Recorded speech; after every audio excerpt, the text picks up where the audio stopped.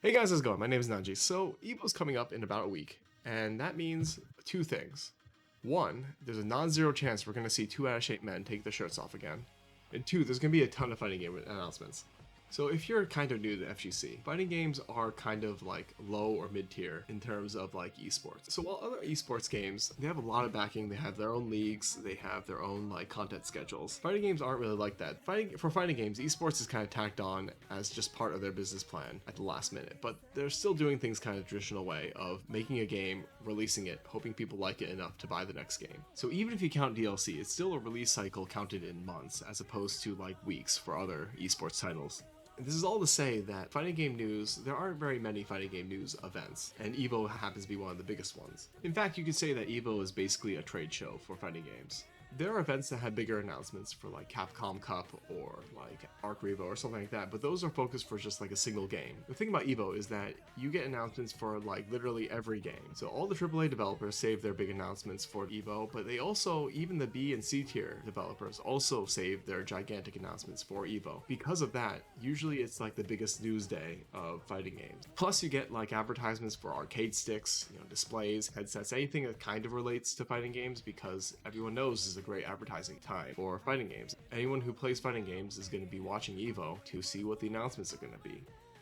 I also hear that they also run a tournament in the same times, like somewhere in the back. They don't really seem to be putting much focus on it, so I don't really put much focus on it either, but I mean, maybe that's your thing, so... Anyway, I like making predictions of what we're going to see. I think I do this every EVO. Usually I did it on Twitter, but like obviously no one watches my Twitter, so... If a tree makes EVO predictions in a forest and no one's there to hear it, does he actually make predictions? I don't really know. And my hit rate is pretty awful. I like to predict characters and then they don't show up, or like new games that aren't actually in development and things like that. And even things that are like layups, like Season 2 for Guilty Gear.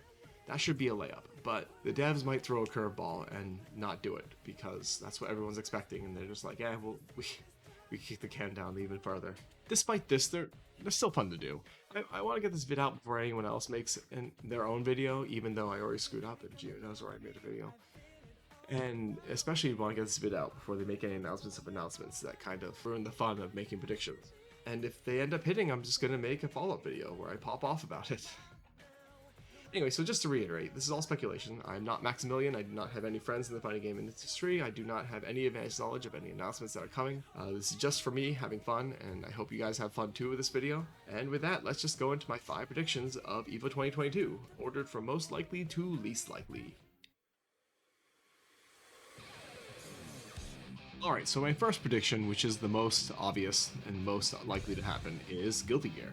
Alright, so Arc System Works is notorious for not announcing things when it's obvious they should be announcing, but I think EVO is kind of one of their staples where they definitely announce something. I think there's only one EVO where they didn't announce anything, and because Season 2 just started and we're all kind of waiting for a DLC character, it seems like EVO is the perfect time to drop a new character. And because the after story had Sin prominently as a character in the story, the assumption is that Sin is going to be announced in EVO, at least for me. It's possible they might announce a new villain for Season 2, that's possible, but I think Sin is the best bet. I'm pretty excited because Sin was my main in Xrd, and even though Anji is always my favorite, that's why I named myself Nanji. Like, Sin is a really fun character, he seems to fit really well in Strive, and I'm definitely going to be playing him as an alternate for the foreseeable future. So the next prediction is also obvious, it's Street Fighter 6. Something is obviously going to happen with Street Fighter 6. And I think they already announced that they're going to make an announcement for Street Fighter 6.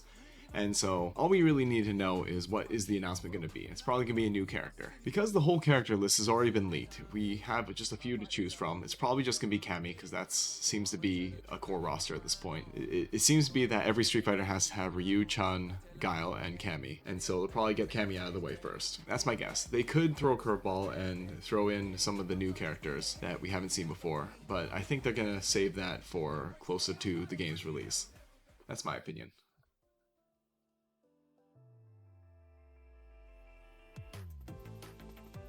Alright, for the next prediction. So I rated this as kind of unlikely, but everyone else seems to be talking about Tekken 8, so I guess Tekken 8 is around the corner.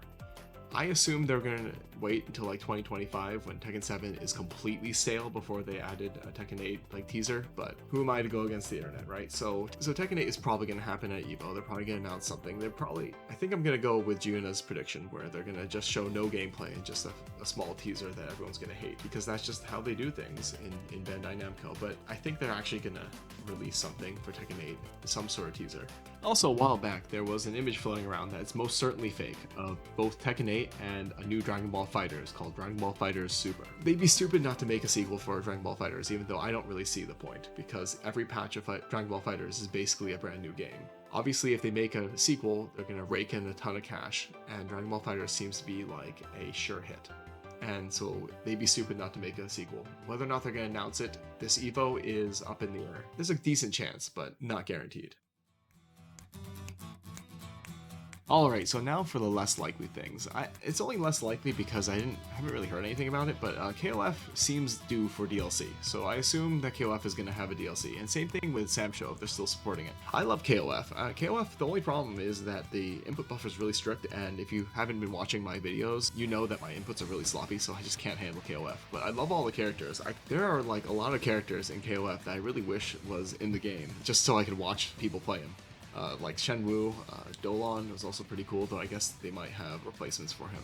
But like, yeah, I really want Shenwu to be back, and I'm sure there's a bunch of other characters that I really wish were in KOF that aren't in yet, so hopefully a new DLC comes out for KOF. I'd be really excited for it. Next up is Project L, the Riot Games fighter that they're starting to release more footage of, and the Cannon brothers are part of this endeavor, I think also Seth Killian, and they all have been part of EVO, so it kind of makes sense that this EVO, now that the game is kind of closer to release, that they'd start making announcements at EVO. We might even get a beta announcement, which would be pretty cool. Any information about this game would be really appreciated, because they've been really secretive about this game, and it seems like they're getting really close to release. So, I don't know, it seems like the timeline matches up perfectly for them to release something for EVO. But because they've been pretty tight-lipped about this all has to be speculation, so we're not going to really find out until EVO actually comes up. Alright, so last but not least, I want to talk about just the fact that there's a possibility that new games that no one's expecting is going to be announced. All the other predictions so far are based on games that are already released, releasing something new, or games that are already announced, showing more information. There could be a new KI or a new Marvel vs. Capcom, or even like Tekken X Capcom, that's possible, that is in development that they're just not going to tell us about until the game is announced as a surprise at EVO. This is kind of one of those things where if anyone's developing a fighting game, it makes sense to release the info at EVO. In that sense, it's actually really likely that this will happen, but any specific game is very unlikely. It's very unlikely that a new KI would happen, even less likely that MVC is going to happen because MVCI was such a failure. Tekken X Capcom, as far as I know, is completely dead. And even these predictions are based off of prior games. They might be a brand new IP that shows up that we're never expecting. This is the fun of EVO and speculating, is that we don't really know what's going to happen. That's why we all tune in, right? And so are these predictions the same as what you would expect? Do you have any things that I forgot about? Leave that in the comments and we could discuss it. And with that, I'll catch you later.